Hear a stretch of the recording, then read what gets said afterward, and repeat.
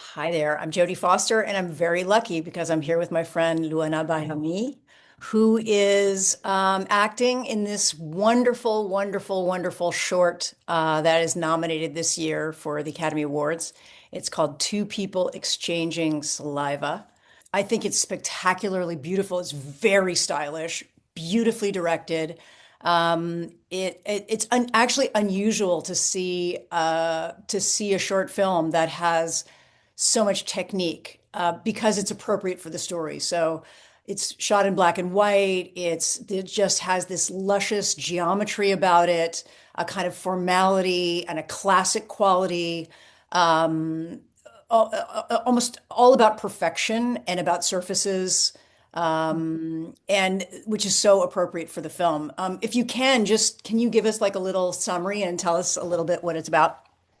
We are in another world which is totally dystopic and where love isn't allowed and the economic system works with slaps. We slap each other to pay for things. Mm. Can you imagine my reaction when I got the script the first time? I was like, what is this? What are we talking about? I had no idea where I was jumping in. Mm. And it's brilliant for that. Like the absurd aspect of all of it, of this world, this story, and in the same time, how is it relatable to our own world and society? That what's struck me, and I was like, I want to be part of this, even if I have no idea how to get into it and to embody it. But they were so precise in their Mm.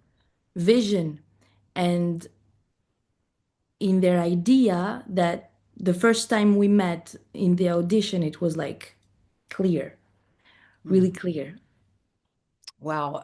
I have to say, you summarize it, there's such a surreal quality to it, and you imagine that the tone must be crazy and broad. But I think that's what's beautiful about the film and about the performances is that you guys are so grounded in reality, Yeah. that you really get a sense of the connection between these two people, even though this dystopian world has such an insane premise. The acting is so grounded in reality, and that's a there was a I can see that there was I'm sure at some point a temptation to try to make the performances larger than life. Thanks. Did you guys have conversations about that? Of course, because it was like, do we make it, do we play the absurdity of it? Or, I mean, as actors, as actresses, most of it with the Czar, we were like questioning how can we believe in it? Because the Right. whole thing was making it credible, like Right. believable. And that was their first input about the directing for the acting. It was like, this is your life, it's real life. You just feel it. Like it's not something you don't have to react weirdly about things Right. because this is your reality. There's some moments, the first time that people are slapped in the film. I hadn't Mm. read the log line. I just jumped into the movie and I didn't really know what it was about. And there are these very absurd moments that you you're so shocked by in some ways, that can also be funny. The slaps, for example, the first time it happens, and you start putting together like, oh, wait, this is a currency. This is how their economic system works. Instead of paying with money, you pay with slaps. And it was it's such an unusual and surreal premise that it took me a minute to kind of understand it. It was as if I had been slapped myself. Um, and there's one moment where there's a beautiful glove, that is kept in a velvet, kind of a little velvet box. And when you go to this shopping, I want to say this beautiful boutique or this beautiful shopping center, the box, when you're ready to pay, the box is presented to you, and this white satin glove is removed. And you put it on your hand, very gently and very seriously, and you go about giving her slaps and counting down backwards. That's such a surreal and interesting moment that you played as if you had done it a million times. This is something that you had both accepted as normal, Mhm. and yet it also plays as this incredibly intimate moment, the first time of touching someone. Talk to me a little bit about touch and violence and what were your discussions about that? Well, it's interesting you bring up the scene of this slapping moment because we did a lot of those scenes, and it's not only one. I mean, there's this Right. first time, but there are some others, and it was like all the time building up the relationship between both of us by making it more and more sensual. Yes.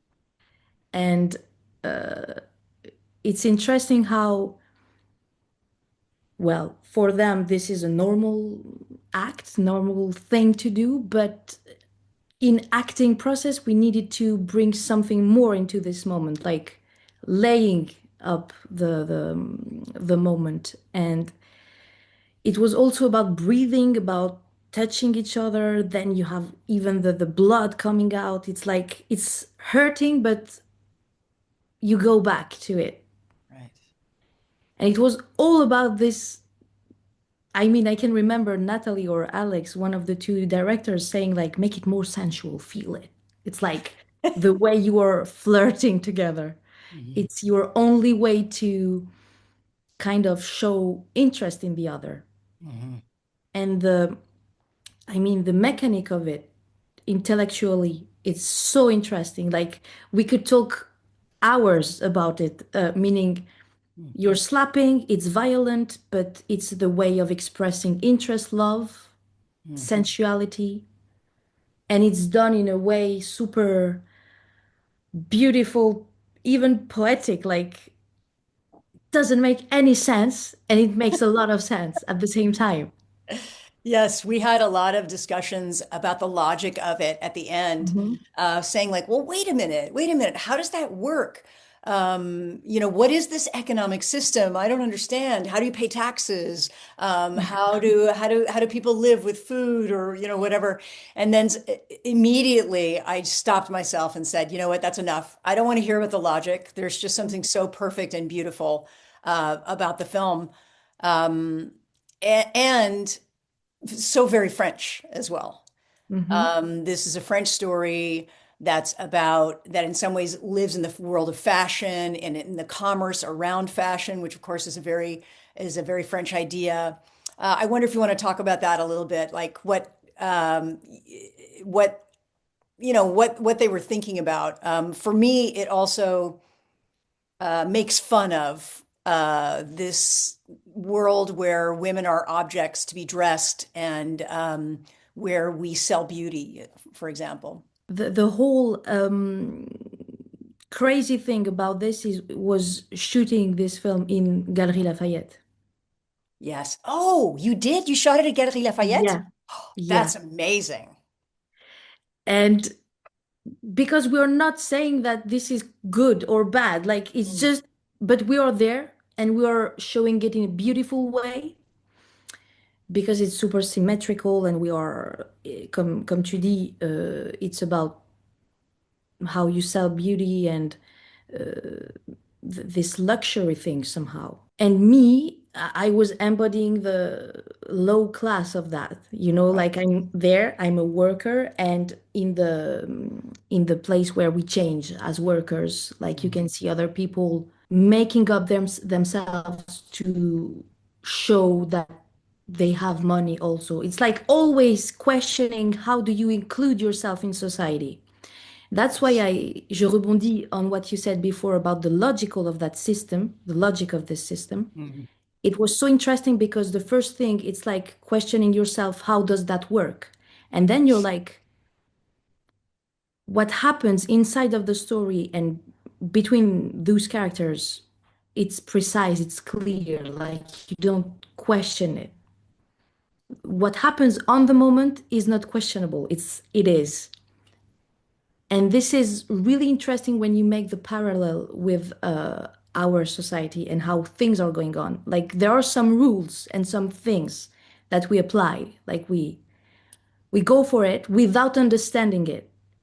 Mm, Like we can't explain absurdity somehow. right. And this Yes. is something that I loved about the story itself, but even more the way that put it in images. I want to talk as a filmmaker. I want to speak to the filmmakers and to you. But just so people understand, maybe before they get to see the short, that in this world where kissing is not allowed, so Hmm. kissing is can get yourself killed. Like you Yeah. could be, if you're found kissing or exchanging saliva, which is a very formal term, very interesting, very formal, awful Interesting. term for Yeah. kissing. If you're caught, you will be put into a pine box and thrown into a ravine and left to die. So there's a lot of danger that's associated with touch, love, and intimacy. It's a taboo. And Hmm. these two characters who are not allowed to kiss, except the only way that they can touch is by using this economic system of slapping. Um, your character, as you said, is a sort of working class person. She wears black only. They're only allowed to wear black, so they're only allowed to be useful to the upper Yeah. class that has all the beautiful outfits and the reflections and the mirrors that are on their outfits. And there's something really beautiful about your character's naivete. Hmm. It seems almost like she doesn't really understand how dangerous the system is, that she's flirting with things that you're not allowed to do.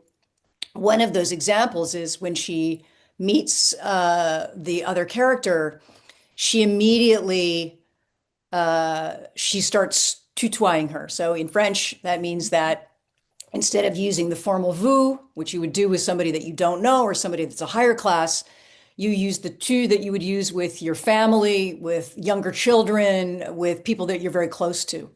And even that act of breaking the rules of language feels very, it feels very dangerous. And yet Hmm. she naively kind of walks into this situation.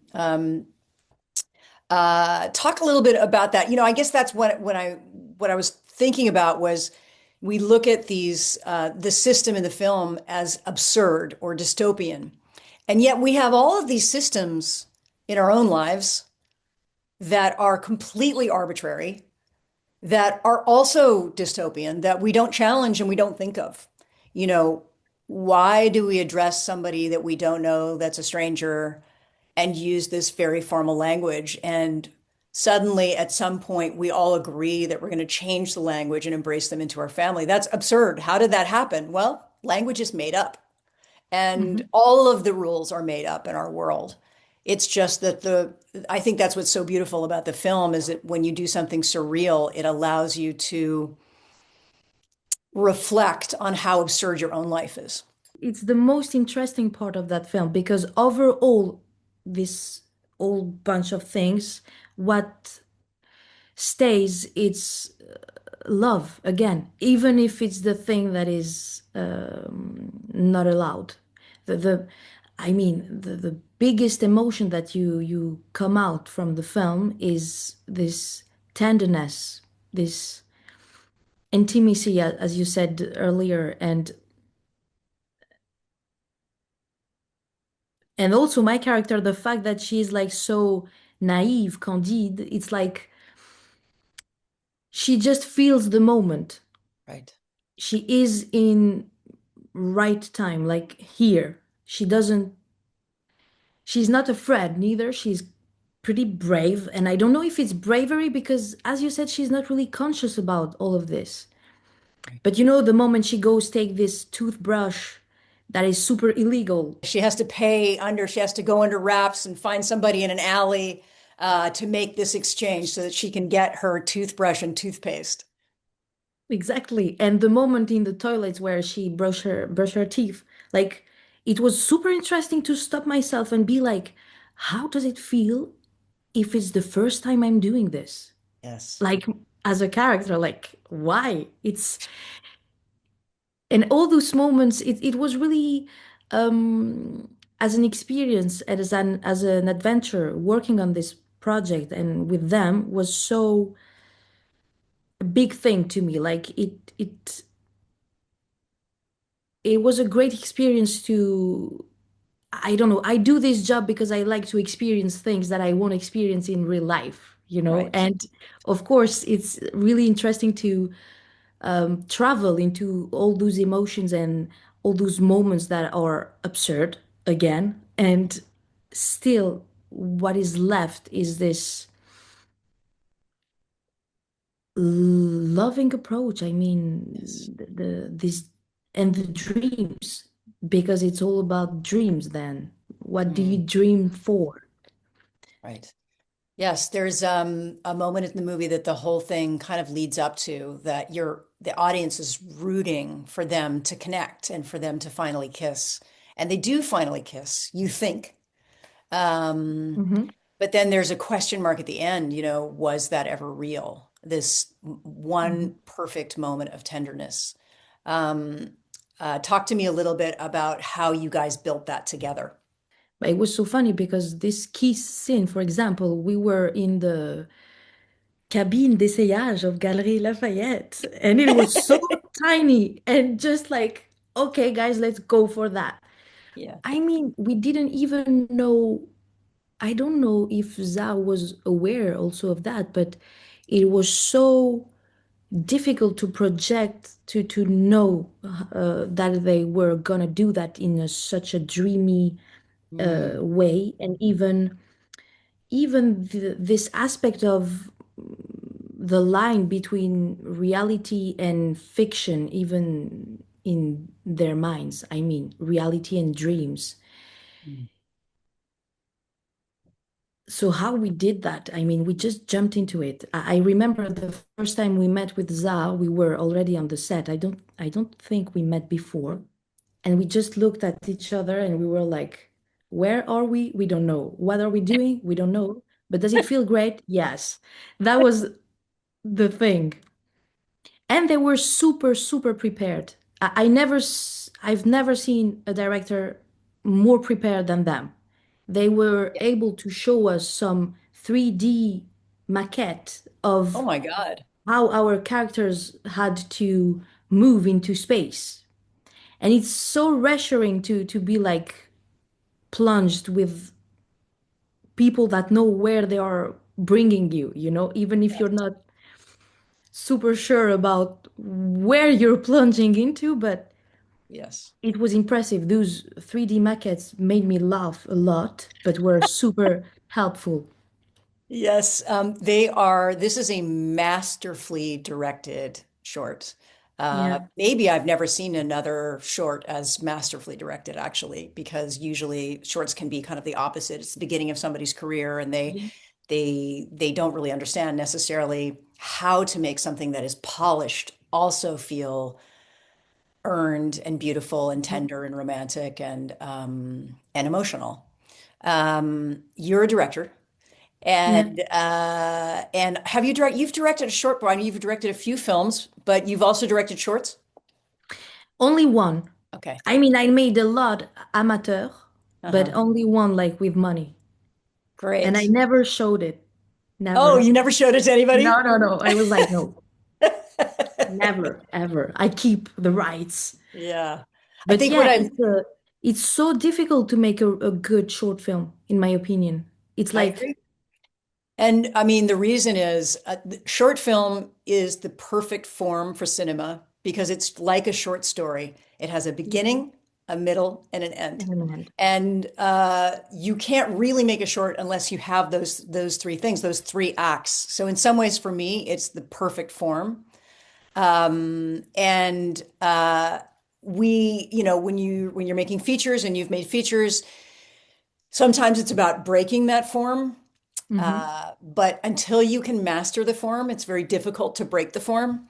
Yeah. So I really love shorts, and I always look forward to this moment right before the Oscars where I'm able to just sit down with my popcorn and be able to watch a bunch of these films that usually are, 25 minutes long or 15 minutes Mhm. long, 30 minutes long. and really be able to see how film should be made. Mm. Yeah, the films that you've made as a director, tell us a little bit about the movies you've made as a director. I'm just because I just want to know. Well, it's I mean, I'm from Kosovo, and I started making my films there. Mhm. Um, and I was really young. I mean, my first feature, I was like 17, 18 years old when I did it, and my idea was really to catch this. I had a story that I wanted to tell, and my feeling was I need to catch this story right now, because if I wait, it's gonna be so different. And I because I talk about youth, about young girls that are trying to emancipate themselves. My two features are about that, not really the same way, but kind of. It was like a diptyque of young people in Kosovo, but such in a universal way. I mean, I'm from a double culture. I love to just put everything in perspective, and and yeah, it's really my work was mainly focused on the actors, actresses, and characters, meaning, and I always wanted to find the beauty in that, and also in a place that really inspires me only because of that. Mm. Eh, Well, they're very lucky because they have a fantastic director who's also an actor. And here you are making a movie, and I'm just going to go out on a limb and say that it's probably a style of film that you would never make because you make more actor films, that might have rougher edges and that are more about people in dialogue and in conversation. Um, but I think that's so lucky for them that you bring that to the table as somebody who has directed and is able to bring that presence and bring it to the filmmaking to help them ground their film. Yeah, I understand what you say. Mm. It's more like naturalistic, we can say, Yes. more like the feeling of the moment, exactly what I gave to Melez somehow to the character. And it's always interesting to put those things together, of course. If everybody gets a chance to view the film, it's spectacular, it's beautiful, it's classic, incredibly masterfully directed and beautifully acted, and I can't wait to see it again.